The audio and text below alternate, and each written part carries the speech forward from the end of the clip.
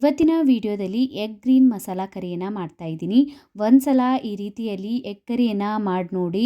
ತುಂಬಾ ಸಿಂಪಲ್ ಆಗಿದೆ ರೆಸಿಪಿ, ತಿನ್ನೋದಕ್ಕೆ ತುಂಬಾ ಟೇಸ್ಟಿ ಆಗಿರುತ್ತೆ.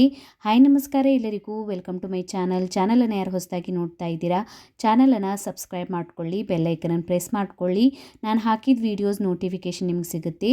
ಈ ಎಗ್ ಕರಿ ಮಾಡೋದಕ್ಕೆ ಮೊದಲು ಮಸಾಲೆಯನ್ನು ರೆಡಿ ಮಾಡ್ಕೊಳ್ಬೇಕು. ಮೀಡಿಯಮ್ ಸೈಜ್ ಈರುಳ್ಳಿಯನ್ನು ಕಟ್ ಮಾಡ್ಕೊಂಡಿದ್ದೀನಿ. ಈಗ ಇದನ್ನು 1 ಟೇಬಲ್ ಸ್ಪೂನ್ ಅಷ್ಟು ಎಣ್ಣೆಯನ್ನು ಹಾಕ್ಕೊಂಡ್ಬಿಟ್ಟು ಫ್ರೈ ಮಾಡ್ಕೊಳ್ಬೇಕು. ಇದಕ್ಕೆ ನಾನು ಒಂದು 7ರಿಂದ 8 ಹಸಿಮೆಣಸಿನ್ಕಾಯಿನ ಹಾಕ್ಕೊಂಡಿದ್ದೀನಿ. ಶುಂಠಿ ಬೆಳ್ಳುಳ್ಳಿಯನ್ನು ಹಾಕ್ಕೊಳ್ಳಿ.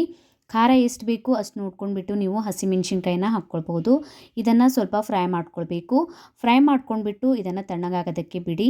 ಈಗ ನಾನು ಬೇಯಿಸ್ಕೊಂಡಿರುವಂತಹ ಮೊಟ್ಟೆಯ ಸಿಪ್ಪೆ ತೆಕ್ಕೊಂಡ್ಬಿಟ್ಟು ಈ ಥರ ಕಟ್ ಮಾಡ್ಕೊತಾ ಇದ್ದೀನಿ. ಈ ಥರ ಕಟ್ ಮಾಡ್ಕೊಳ್ಳೋದ್ರಿಂದ ಮಸಾಲೆ ಮೊಟ್ಟೆ ಒಳಗೆ ಹೋಗುತ್ತೆ. ಹುರ್ಕೊಂಡಿರುವಂತಹ ಮಸಾಲೆ, ಕೊತ್ತಂಬರಿ ಸೊಪ್ಪು, ಸ್ವಲ್ಪ ನೀರನ್ನು ಸೇರಿಸ್ಕೊಂಡ್ಬಿಟ್ಟು ಪೇಸ್ಟನ್ನು ರೆಡಿ ಮಾಡ್ಕೊಳ್ಬೇಕು. ಈಗ ನಾನು ಅದೇ ಕಡಾಯಿಗೆ ಒಂದು 4 ಟೇಬಲ್ ಸ್ಪೂನ್ ಅಷ್ಟು ಎಣ್ಣೆಯನ್ನು ಹಾಕ್ಕೊಂಡಿದ್ದೀನಿ. ಸ್ವಲ್ಪ ಖಾರದ ಪುಡಿ, ಅರಿಶಿಣದ ಪುಡಿ, ಉಪ್ಪನ್ನು ಹಾಕ್ಕೊಂಡ್ಬಿಟ್ಟು ಮಸಾಲೆಯನ್ನು ಸರಿಯಾಗಿ ಈ ಥರ ಮಿಕ್ಸ್ ಮಾಡ್ಕೊಳ್ಳಿ. ಈಗ ಇದರೊಳಗೆ ನಾವು ಕಟ್ ಮಾಡ್ಕೊಂಡಿರುವಂತಹ ಮೊಟ್ಟೆಯನ್ನು ಹಾಕ್ಕೊಳ್ಬೇಕು. ಹಾಕ್ಕೊಂಡ್ಬಿಟ್ಟು ಇದನ್ನು ಸ್ವಲ್ಪ ಮೇಲ್ಗಡೆಯಿಂದ ಕ್ರಿಸ್ಪಿ ಆಗೋವರೆಗೂ ಹುರ್ಕೊಳ್ಬೇಕು. ಈ ಥರ ಮಾಡ್ಕೊಳ್ಳೋದ್ರಿಂದ ಎಗ್ ಕರಿ ತುಂಬಾ ಟೇಸ್ಟಿಯಾಗಿರುತ್ತೆ. ಈಗ ನೋಡಿ, ಈ ಥರ ನಾನು ಫ್ರೈ ಮಾಡಿ ಇಟ್ಕೊಂಡಿದ್ದೀನಿ. ಈಗ ಒಂದು ಪ್ಯಾನನ್ನು ಬಿಸಿ ಮಾಡ್ಕೊಂಡ್ಬಿಟ್ಟು 4 ಟೇಬಲ್ ಸ್ಪೂನ್ ಅಷ್ಟು ಎಣ್ಣೆಯನ್ನು ಹಾಕ್ಕೊಂಡಿದ್ದೀನಿ. ಇದಕ್ಕೆ ಶಾಜೀರಾ, ಏಲಕ್ಕಿ, ಲವಂಗ, ಕರಿಮೆಣಸು, ಪಲಾವ್ ಎಲೆಯನ್ನು ಹಾಕ್ಕೊಂಡಿದ್ದೀನಿ. ಸ್ವಲ್ಪ ಬಿಸಿ ಆಗಿದ್ಮೇಲೆ ಇದಕ್ಕೆ ಈಗ ನಾವು ರುಬ್ಕೊಂಡಿರುವಂತಹ ಮಸಾಲೆಯನ್ನು ಸೇರಿಸ್ಕೊಳ್ಬೇಕು. ಸೇರಿಸ್ಕೊಂಡ್ಬಿಟ್ಟು ಸ್ವಲ್ಪ ಫ್ರೈ ಮಾಡ್ಕೊಳ್ಳಿ. ಈ ಥರ ಫ್ರೈ ಮಾಡ್ಕೊಂಡ್ಬಿಟ್ಟು ಇದರೊಳಗೆ ಈಗ ನೀವು ಮಸಾಲೆಗಳನ್ನು ಸೇರಿಸ್ಕೊಳ್ಳಿ. ಅರ್ಧ ಟೇಬಲ್ ಸ್ಪೂನ್ ಅಷ್ಟು ಅರಿಶಿಣದ ಪುಡಿ, 1 ಟೇಬಲ್ ಸ್ಪೂನ್ ಅಷ್ಟು ಧನಿಯಾ ಪೌಡರ್ನ ಹಾಕ್ಕೊಂಡಿದ್ದೀನಿ. 1 ಟೇಬಲ್ ಸ್ಪೂನ್ ಅಷ್ಟು ಗರಂ ಮಸಾಲಾನ ಹಾಕ್ಕೊಂಡ್ಬಿಟ್ಟು ಸರಿಯಾಗಿ ಮಸಾಲೆಯನ್ನು ಫ್ರೈ ಮಾಡ್ಕೊಳ್ಳಿ.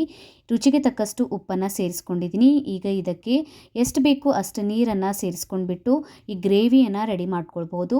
ಸ್ವಲ್ಪ ಗಟ್ಟಿಯಾಗಿರಲಿ, ಅಂದರೆ ಗ್ರೇವಿ ಟೇಸ್ಟಿಯಾಗಿರುತ್ತೆ. ಈಗ ನಾವು ಫ್ರೈ ಮಾಡ್ಕೊಂಡಿರುವಂತಹ ಮೊಟ್ಟೆಯನ್ನು ಸೇರಿಸ್ಕೊಂಡ್ಬಿಟ್ಟು ಮಿಕ್ಸ್ ಮಾಡ್ಕೊಳ್ಬೇಕು. 1-2 ನಿಮಿಷ ಈ ಗ್ರೇವಿಯನ್ನು ಬೇಯೋದಕ್ಕೆ ಬಿಡಿ. 2-3 ನಿಮಿಷ ಆಗಿದ್ಮೇಲೆ ಲಾಸ್ಟಿಗೆ ಕಟ್ ಮಾಡ್ಕೊಂಡಿರುವಂತಹ ಕೊತ್ತಂಬರಿ ಸೊಪ್ಪನ್ನು ಸೇರಿಸ್ಕೊಂಡಿದ್ದೀನಿ. ಸೇರಿಸ್ಕೊಂಡ್ಬಿಟ್ಟು ಗ್ಯಾಸ್ ಫ್ಲೇಮನ್ನು ಆಫ್ ಮಾಡ್ಕೊಂಡ್ಬಿಟ್ಟು ಇದನ್ನು ತಿನ್ಕೊಳ್ಳಿ. ತುಂಬಾ ಟೇಸ್ಟಿಯಾಗಿರುತ್ತೆ. ಒಂದ್ಸಲ ನೀವು ಈ ಗ್ರೇವಿಯನ್ನು ಟ್ರೈ ಮಾಡಿ ನೋಡಿ. ತುಂಬಾ ಸಿಂಪಲ್ ಆಗಿದೆ ರೆಸಿಪಿ. ಇದನ್ನು ಅನ್ನ, ರೊಟ್ಟಿ, ಚಪಾತಿ, ಪರೋಟ, ಜೀರಾ ರೈಸ್, ಈ ರೈಸ್ ಜೊತೆ ತಿನ್ಕೊಳ್ಳಿ. ತುಂಬಾ ಟೇಸ್ಟಿಯಾಗಿರುತ್ತೆ. ಕಮೆಂಟ್ ಒಳಗೆ ತಿಳಿಸಿ ವಿಡಿಯೋ ಹೇಗೆ ಅನಿಸ್ತಂತ. ವಿಡಿಯೋ ಇಷ್ಟ ಆಗಿತ್ತಂದ್ರೆ ಲೈಕ್, ಶೇರ್ ಮಾಡಿ. ಇದೇ ರೀತಿಯ ವೀಡಿಯೋಸನ್ನು ನೋಡೋಕೆ ಚಾನಲನ್ನು ಸಬ್ಸ್ಕ್ರೈಬ್ ಮಾಡ್ಕೊಳ್ಳಿ. ಇನ್ಸ್ಟಾಗ್ರಾಮ್, ಫೇಸ್ಬುಕ್ಕಿಗೂ ಫಾಲೋ ಮಾಡ್ಕೊಳ್ಳಿ. Thank you for watching.